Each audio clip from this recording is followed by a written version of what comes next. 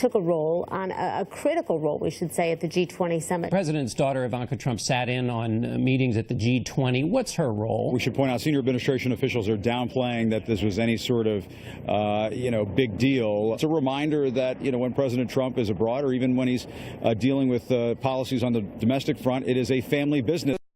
Times. This is the deal when you're talking about the Trump White House. Are Democrats reigniting the war on women? Here to debate this, Democratic strategist Christy Setzer and Washington Times columnist Madison Gesiotto. Thank you both for being with us. Well, Christy, I'll start with you. As the Democrat that we're talking to this morning, they're acting like she is a kid. I mean, she's a White House advisor to the President of the United States. She has a successful business. She went to Wharton Business School. She's a senior advisor to her father. What is so wrong? Why is the left so upset about her sitting in for her dad in this meeting briefly? Well, she's an unpaid advisor. Let's be clear about that. Because she doesn't want to take money from the government. Right. But the point is that, look, this isn't really about Ivanka per se. This is about the fact that we have someone who has been confirmed by the Senate to take the president's place on the world stage when he can. The guy's name is Rex Tillerson. He's the Secretary of State. And the reason why people are sort of freaking out about the fact that Ivanka took the president's place as opposed to Rex Tillerson or someone, say that who's in our cabinet or, a U.S. senator, someone like that who's actually been elected, is because this sends a very strong signal to the world about who actually has power in our government, who is actually trusted. The fact that it is the president's daughter, as opposed to, again, someone else with more official power, is disconcerting to a lot of people because, again, this is not a monarchy. This is not a dictatorship. We live in a democracy where the president's family does not automatically have power conferred upon them just because the president does. All right, Madison, I want to get your reaction to some of the tweets that folks in the media were tweeting that were really upset about it. New York Times, Charles Blow tweeted, "Why the heck is Ivanka Trump sitting in for daddy at G20 meetings? What are her qualifications? Who voted for her?"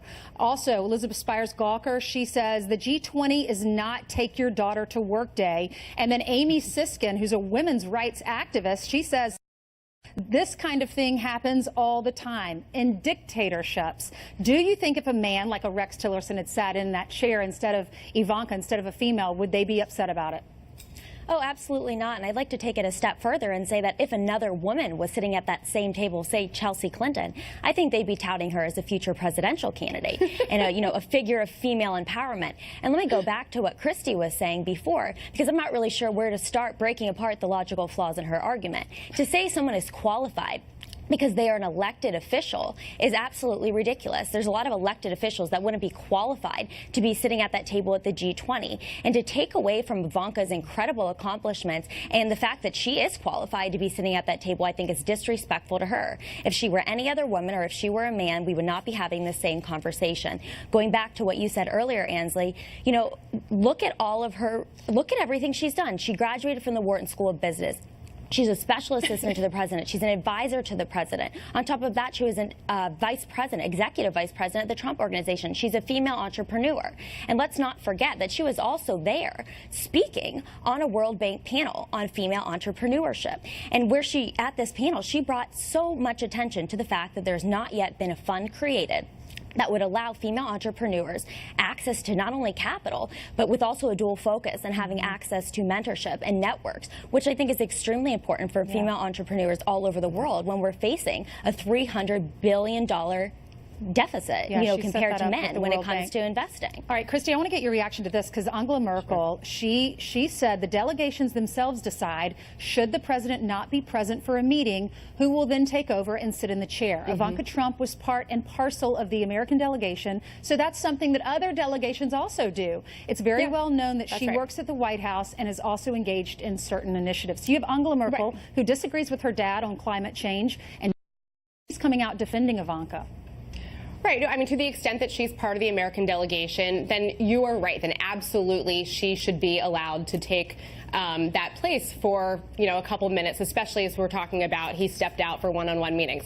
That is really not the issue. The issue, again, is that she is a member of the president's family. That is why people are concerned. It's sort of this blurring of their business interests what if with she's their qualified? personal interests with the U.S. interest. Well, she's not qualified. Why and don't you think she's even again, qualified? if she were, look, let's take this What's back your problem to, with let's her? say, Why isn't she qualified? Yeah, do you we've remember missed when any hold on, points one at a of time, you explaining why she's do you not remember qualified, 25 years Kristen? ago? Do you remember 25 years ago when Hillary Clinton took over a health care commission and Republicans lost their mind because she wasn't the one who elected? Or even, let's say, a couple years ago when Michelle Obama wanted to call attention to the epidemic of childhood obesity in America. Okay. And again, Republicans lost their minds because we didn't elect her. Who is she? Neither so maybe that's a Michelle problem on both Obama sides. nor Hillary Clinton at the time had roles of special advisor or assistant to the president. They were the First Lady of the United States, and that's a very different actually had role. offices within the White House. So, you know, It again, doesn't matter. They weren't there as a part of the delegation trying to sit in at the G20. This is a completely different situation.